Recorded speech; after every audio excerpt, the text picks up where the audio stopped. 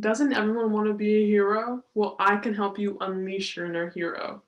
According to the Federal Organ Procurement and Transplant Network, more than 113,000 people nationwide are currently waiting for organ transplants.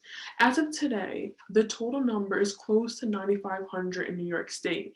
Nearly 1,700 New Yorkers have been waiting more than 5 years for an organ transplant. We as New Yorkers need to improve this. My name is Jody Ann Green, and my mom and uncle experienced kidney failure. They both experienced a kidney transplant, but one of their journeys was harder than the other. My mom's cousin waited on the organ donor list for 6 years in New York State. That is way too long. That is why I need to help persuade you today to be registered to be an organ donor, so that when your life is sadly over, you could give other people the gift of life. Someday soon, there will be a shortage of organs, and you could help change this by signing up today and spreading the word. I will try to persuade you by explaining to you how many people are waiting for heroes, clarifying misconceptions, and showing you how easy it is to register.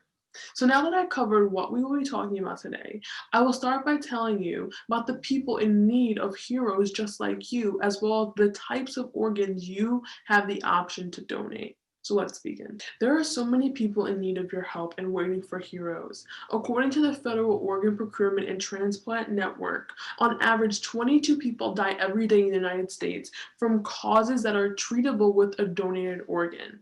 New York State is ranked last in the nation for registered organ donors, as stated by Live On New York.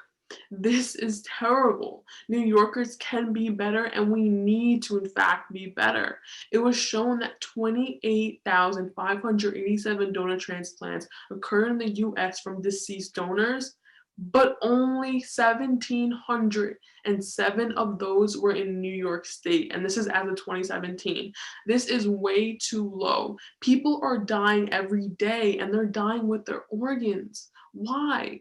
You have the power to make someone else's life on earth better.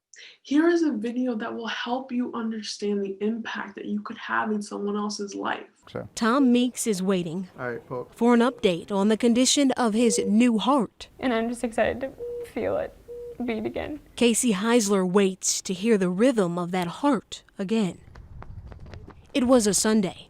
The phone call came at 4 a.m. Do you have the right guy? Like, are you sure it's Matt? Her brother Matt was a student at the University of North Dakota. In March, a house fire ended his life.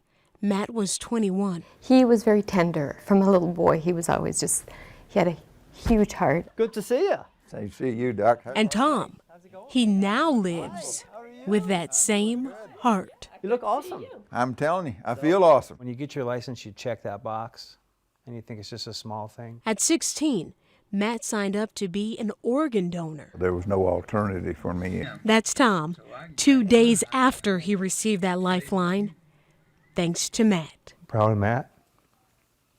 Really proud of Matt. The heart that I grew up with and felt in all of my hugs when I hugged him, that it's still out there somewhere. The day is finally here. Long awaited, by the way. Long awaited. Pretty excited about this. Obviously, in my case, they're always going to carry a very, very warm spot in my heart. 8 months after Matt died, Matthew's dad, Jared, his mom, Cheryl, and younger sister, Casey, embraced the heart they love. Wow. Hi. You must be Casey. Cheryl. The waiting Nice to meet you. is finally over. One more, Jared. Oh, man. Oh, what a good picture. Tom gets more time with his wife, Ann, and their 4 grandchildren. Would you like to listen to your brother's heart? And the Heislers get to hear from Matt again.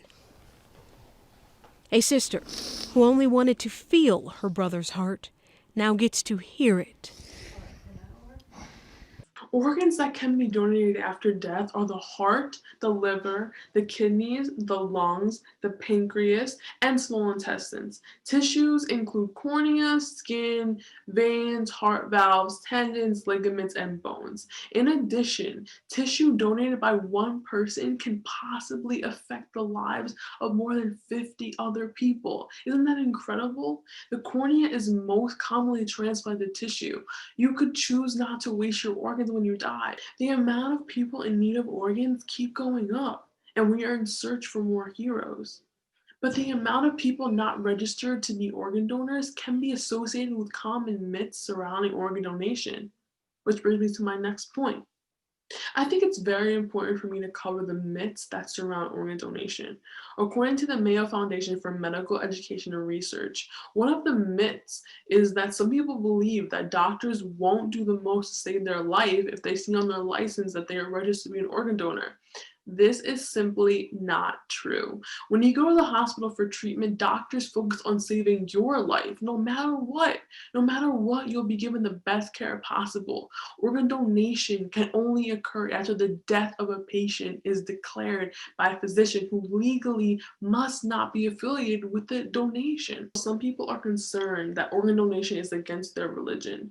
Organ donation is consistent with the beliefs of most major religions. These religions include Roman Catholicism, Islam, most branches of Judaism, and most Protestant faiths. If you're unsure, however, or feel uncomfortable about your faith's position on organ donation, ask a member of your clergy. Finally, another myth surrounding organ donation is that you will look different. I can assure you that organ donation does not change or disfigure the body.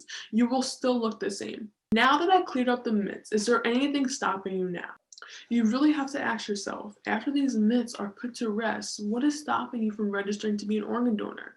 I will now go into how easy it is to sign up to be one. All you have to do is log on to this link right here, ny.gov/services/become organ donor, and go down to enroll now.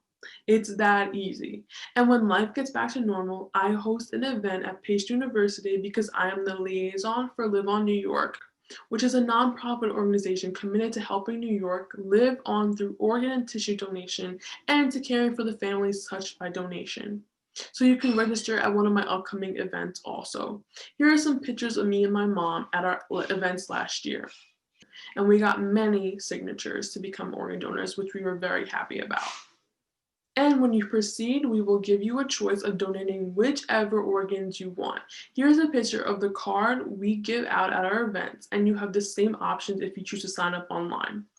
And you get to pick and choose which ones you want to keep after life and which ones you don't. As mentioned before, you have a choice of donating the heart, liver, kidneys, lungs, pancreas, and small intestines, tissues, or including cornea, skin, veins, heart valves, tendons, ligaments, and bones. So what I really want you to take away from this is the impact that you can hold in someone else's life. It's a beautiful thing. It really is. You can protect families and you will be considered a superhero. And I think that we should all consider signing up to be an organ donor. I am, but I hope you choose to be too. New York State and the world need you. We need your generosity and we need your support. People's lives are being changed every day by organ donors because of the heroic people who choose to be registered organ donors, and you could be one of them. And if you choose to be an organ donor one day, I will gladly give you this organ donor sticker one day. Thank you so much.